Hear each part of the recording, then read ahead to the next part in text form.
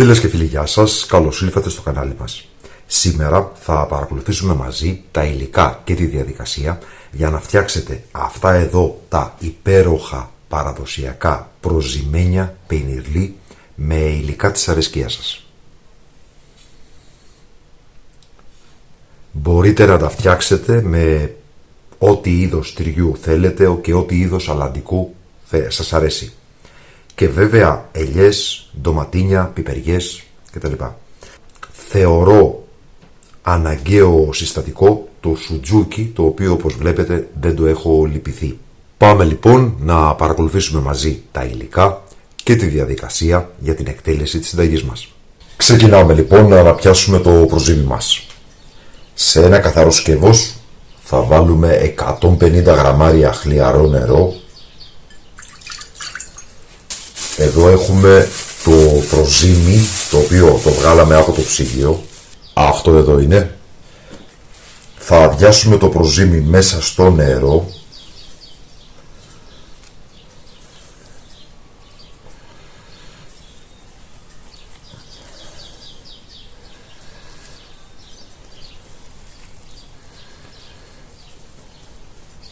Λοιπόν, αυτό το οποίο θα κάνω τώρα είναι θα προσπαθήσω να διαλύσω το προζύμι μέσα στο νερό. Αυτή τη διαδικασία μπορείτε να την κάνετε και με ένα κουτάλι ή μια κουτάλα. Μεγάλη προσοχή, τα χέρια πρέπει να είναι εξαιρετικά καλά πλυμμένα και καθαρά. Δεν θέλουμε το παραμικρό μικρόβιο να μολύνει το προζύμι μας. Το βλέπετε, παίρνει λίγη ώρα, αλλά σιγά σιγά θα αρχίσει να μετατρέπεται σε έναν αχύρευστο χυλό, όπου μέχρι που θα διαλυθεί εντελώς. Βλέπετε, το προζύμι έχει διαλυθεί. Οπότε θα προσθέσουμε περίπου στα 300 γραμμάρια αλεύρι.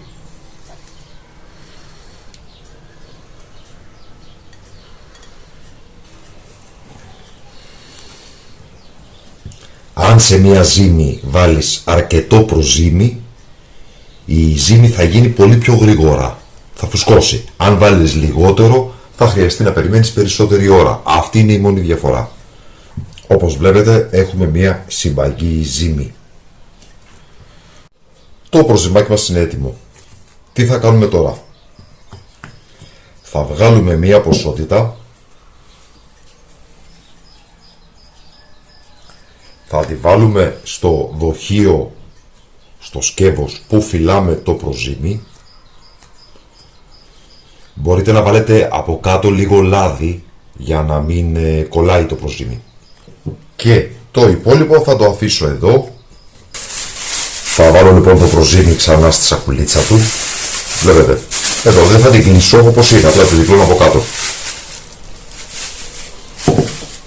Θα σκεπάσω με μία διάφανη μεμβράνη εδώ, βλέπετε, και θα βάλω και τα δύο στο θάλαμο της κουζίνας, σβηστή κουζίνα, και θα τα αφήσω μέχρι αυτό εδώ να διπλασιαστεί σε όγκο.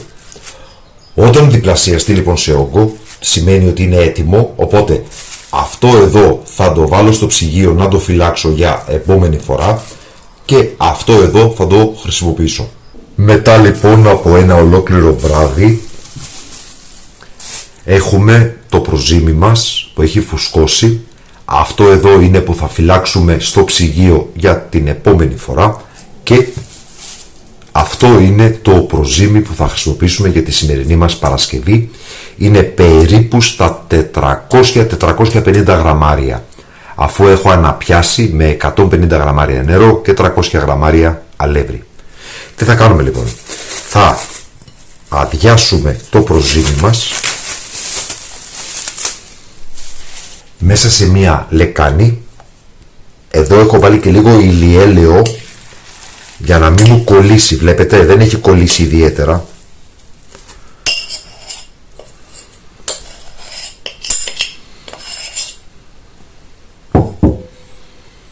Και για μία δόση που θα σας βγάλει 3 μεγάλα πενιρλί ή 4 μέτρια, θα χρειαστούμε 125 γραμμάρια γάλα. Μην μπερδευτείτε από τις ποσότητες που βλέπετε, γιατί εγώ φτιάχνω μεγαλύτερη δόση, φτιάχνω τη διπλάσια. Εσάς λοιπόν σας λέω τη μικρή δόση. 125 γραμμάρια γάλα, 125 γραμμάρια νερό. Δηλαδή σύνολο 250 γραμμάρια. Μπορείτε αν θέλετε να βάλετε μόνο γάλα και όχι νερό. Επίσης μπορείτε να βάλετε μόνο νερό και καθόλου γάλα. Είναι όμως πιο ωραίο με το γάλα. Ελαιόλαδο 60 με 80 γραμμάρια. Και πριν λερώσω τα χέρια μου, να προσθέσω και ένα κουταλάκι αλάτι.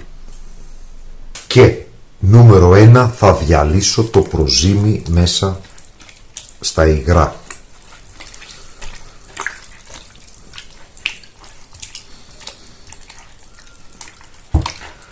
Το νερό είναι από τη βρύση, θερμοκρασία περιβάλλοντος λοιπόν.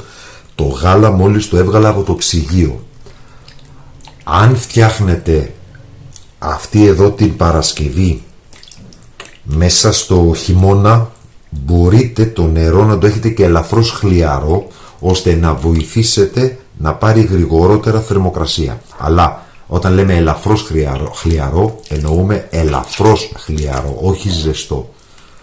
Να θυμίσω ότι το προζύμι δεν είναι μαγιά. Δεν θέλει ζέστη. Και στη συνέχεια θα προσθέσουμε 500 περίπου γραμμάρια αλεύρι. Μπορεί να χρειαστεί 480 γραμμάρια, μπορεί να χρειαστεί 550 γραμμάρια. Περίπου στα 500. Πώς θα το καταλάβετε? Θα το καταλάβετε όταν έχετε μια ζύμη η οποία είναι προφανώς ομογενής και δεν κολλάει στα χέρια. Μπορείτε εδώ να βάλετε ό,τι αλεύρι θέλετε. Όμως αν θέλετε να δώσετε έτσι μια πιο χωριάτικη, μια πιο ρουστικ υφή στα πενιρλί, προτείνω να βάλετε 250 γραμμάρια αλεύρι για ζυμωτό ψωμί. Δηλαδή η μισή ποσότητα θα είναι αλεύρι για ζυμωτό ψωμί.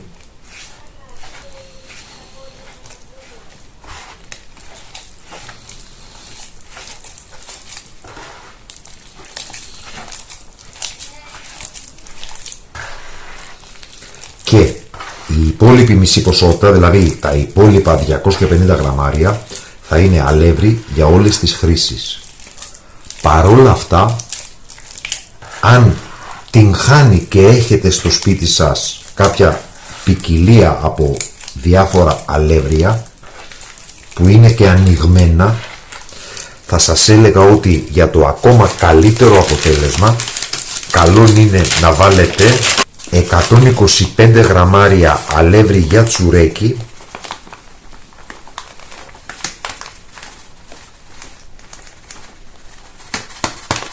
και τα υπόλοιπα 125 γραμμάρια θα είναι αλεύρι για όλες τις χρήσεις. Δηλαδή συνολικά, όπως σας είπα, περίπου 500 γραμμάρια αλεύρι.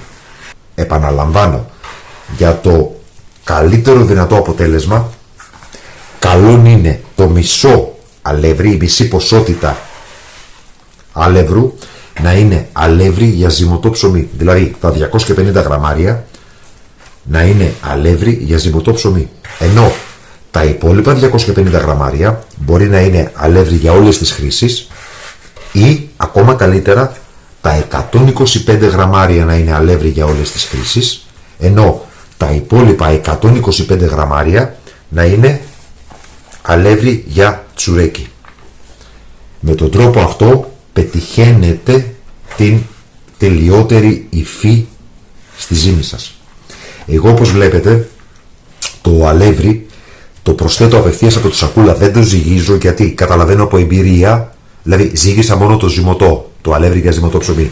Τώρα τα υπόλοιπα καταλαβαίνω από εμπειρία την αναλογία και μέχρι ποια ποσότητα άλευρου πρέπει να προσθέσω και που πρέπει να σταματήσω. Εσείς, αν είστε αρχάροι, καλό είναι να τα ζυγίσετε για να είστε σίγουροι και να νιώθετε μεγαλύτερη αυτοπεποίθηση την ώρα που φτιάχνετε τη συνταγή. Δηλαδή εδώ το βλέπω ότι θέλει και άλλο αλεύρι. Δεν έχει απορροφήσει βέβαια ακόμα το υπάρχον, καταλαβαίνω όμως ότι δεν φτάνει, θα χρειαστεί και άλλο. Θα προσθέσω λίγο ακόμα. Λοιπόν, θα ομογενοποιήσω και η ζύμη το νιώθω ήδη θα είναι εντάξει. Δηλαδή θα είναι μια ωραία ζύμη που δεν θα κολλάει στα χέρια. Θα τα πούμε λοιπόν μόλις έχω το ζυμαράκι μου έτοιμο για να σας το δείξω.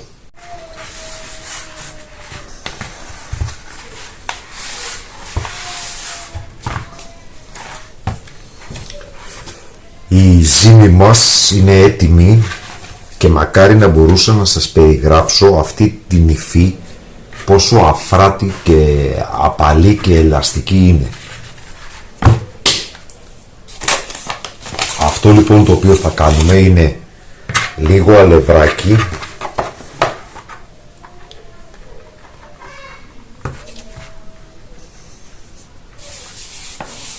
για να μην μας κολλήσει όσο γίνεται, και θα σκεπάσουμε με μία καθαρή πετσέτα κουζίνας και θα αφήσουμε στην άκρη για περίπου 3 ώρες μέχρι να φουσκώσει η ζύμη μας. Θα σκεπάσουμε λοιπόν με την καθαρή πετσετούλα όπως σας είπα και θα αφήσουμε στην άκρη. Μετά από 3 ώρες που αφήσαμε τη ζύμη να ξεκουραστεί, έχουμε αυτή εδώ την εικόνα που βλέπουμε, και αυτό το οποίο θα κάνουμε είναι σε μια καθαρή επιφάνεια θα βάλουμε λίγο αλευράκι, θα βιάσουμε τη ζύμη,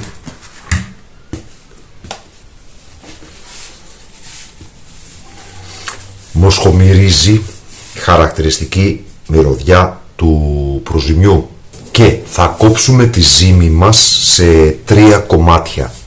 Η δοσολογία που σας έδωσα είναι για 3 μεγάλα πενιρλί. Εγώ έχω φτιάξει τη διπλάσια δόση, οπότε μη σας μπερδέψει το ότι εγώ θα βγάλω περισσότερα κομμάτια.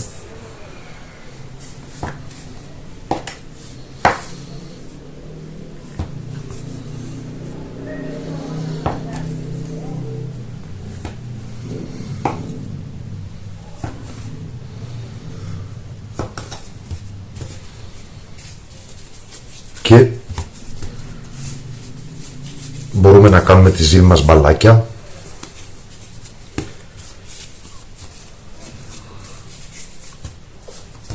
Θα κρατήσω λοιπόν εδώ το ένα, λίγο αλευράκι, και με τη βοήθεια ενός πλάστη, εγώ θα χρησιμοποιήσω αυτόν εδώ τον μικρό πλάστη από μπαμπού που έχω πάρει από την Κίνα. Μπορείτε με έναν οποιοδήποτε πλάστη ή ξύλο για άνοιγμα φύλλου να ανοίξετε τα πενιρλί σας.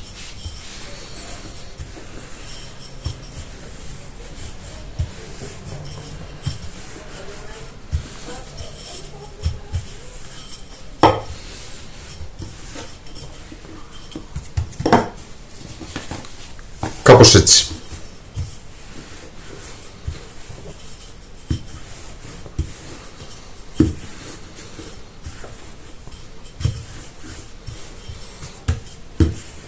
Και θα βάλουμε το ζυμάρι πάνω σε μια επιφάνεια που έχουμε βάλει χαρτί ψησίματος. Λίγη λαδόκολλα. Και θα συνεχίσουμε ακριβώς την ίδια διαδικασία με τα υπόλοιπα.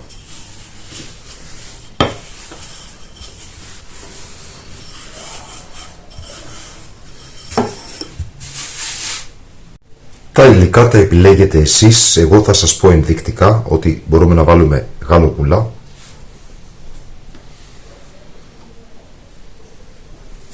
τριμμένο τυρί μοτσαρέλα ή γκούντα ή και τα δύο. Εγώ θα βάλω και τα δύο. Αυτή είναι μοτσαρέλα και αυτή είναι γκούντα. Συνολικά για 3 πενιρλί που είναι η συνταγή θα χρειαστείτε περίπου στα 400 με 500 γραμμάρια τυρί ή εν πάση περιπτώσει τόσο θα χρειαστώ εγώ που μου αρέσει πολύ το τυρί. Εσείς μπορείτε να βάλετε και λιγότερο ή ακόμα περισσότερο. Προσέξτε τι κάνω. Κλείνω εδώ, βλέπετε, εδώ πιέζω και κλείνω από κάτω. Ενώ από την άλλη πλευρά θα το κάνω ανάποδα. Δηλαδή, προσέξτε, η από εδώ πλευρά είναι από πάνω. Εδώ τώρα η από εδώ πλευρά θα πάει από κάτω, η από εδώ θα πάει από πάνω. Κλείνω και διπλώνω. Το βλέπετε. Και έτσι σχηματίζουμε αυτή την ωραία βαρκούλα, αυτή την ωραία γόνδολα, όπου μπορούμε να προσθέσουμε μπέικον,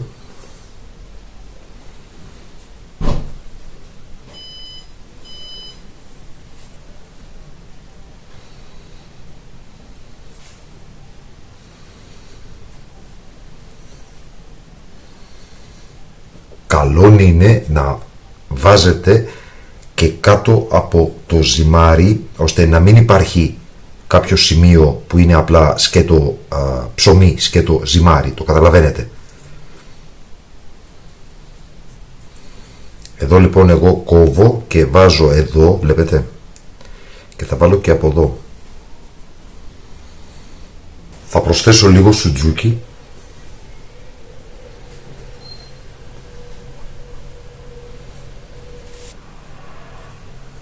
Και λίγη πιπεριά.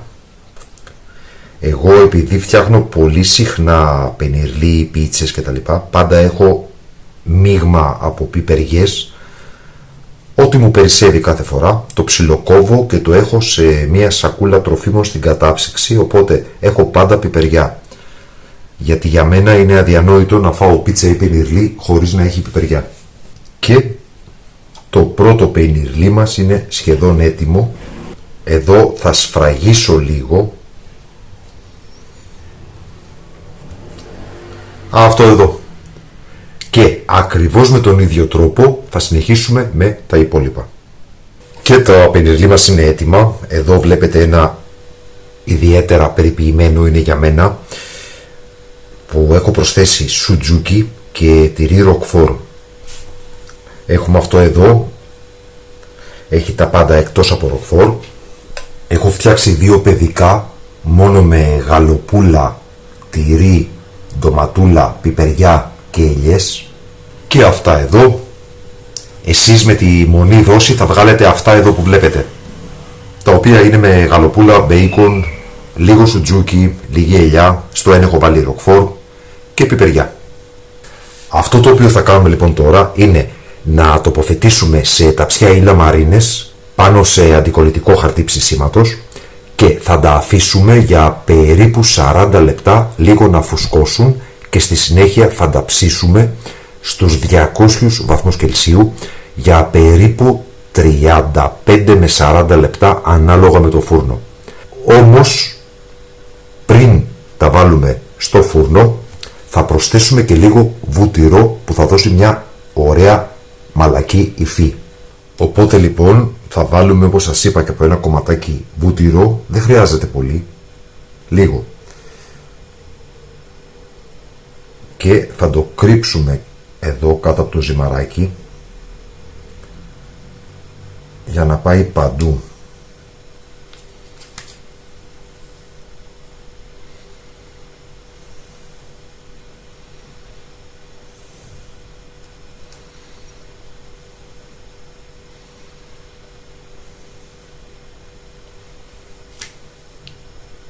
Το ίδιο θα κάνω σε όλα τα πενιρλί που σας έδειξα και όπως σας είπα θα τα αφήσουμε στην άκρη για περίπου 40 λεπτά να φουσκώσουν και στη συνέχεια θα ψήσουμε σε προθερμασμένο φούρνο στους 200 βαθμούς Κελσίου, κλασικό φούρνο αντίσταση πάνω κάτω, για περίπου 35 με 40 λεπτά. 5 λεπτά πριν τα βγάλουμε από το φούρνο, όπου πλέον η ζύμη θα έχει στερεοποιηθεί, θα προσθέσουμε και λίγη κρέμα γάλακτος. Καταλαβαίνω ότι κάποιοι θα μου πείτε στα σχόλια ότι είναι παχυντικό, ότι είναι ανθυγιεινό. Ναι, αν θέλετε μπορείτε να φτιάξετε πενιρλί με σόγια, τσία και κοινόα. Προσωπικά τα πενιρλί μου αρέσουν έτσι, με τα τυριά τους και τα λαδικά τους. Εξάλλου είναι κάτι το οποίο θα φάμε μία φορά το μήνα, μία φορά στους 2 μήνες. Δεν είναι κάτι που τρώμε καθημερινά. Εδώ επίσης να σας πω ότι μπορείτε να βάλετε καπνιστό μπέικον, μπορείτε να βάλετε όποιο είδος τυριού σας αρέσει, μπορείτε να βάλετε φέτα, να φτιάξετε δηλαδή ένα μεσογειακό με όλα τα υλικά που σας είπα και επιπλέον φέτα, ντομάτα, ελιά, κρεμμύδι. Μπορείτε γενικά να αφήσετε τη φαντασία σας ελεύθερη και να δημιουργήσετε το δικό σας εξατομικευμένο πενιρλί. Θα τα πούμε λοιπόν όταν τα πενιρλί μας είναι έτοιμα, έχουν φουσκώσει και τα έχουμε ψήσει. Για να δούμε το τελικό αποτέλεσμα. Τα πενιρλί μας είναι έτοιμα. Μόλις τα βγάλαμε από το φούρνο. Εδώ βλέπετε τα δύο παιδικά. Εδώ βλέπουμε τα 3 πενιρλί ενηλίκων. Αυτό εδώ το μεσαίο είναι με το ροκφόρ. Και τέλος εδώ έχουμε τα 2 τελευταία. Αυτό εδώ είναι με το ροκφόρ. Αυτό είναι χωρίς το ροκφόρ. Περιττώ να σας πω ότι έχει μοσχοβολήσει το σουτζούκι σε όλη την κουζίνα. Αυτή ήταν λοιπόν η σημερινή μας συνταγή. Προζυμένια πενιρλί παραδοσιακά. Ελπίζουμε να σας άρεσε. Σας ευχαριστούμε που μας παρακολουθήσατε. Καλή συνέχεια, να είστε όλοι καλά.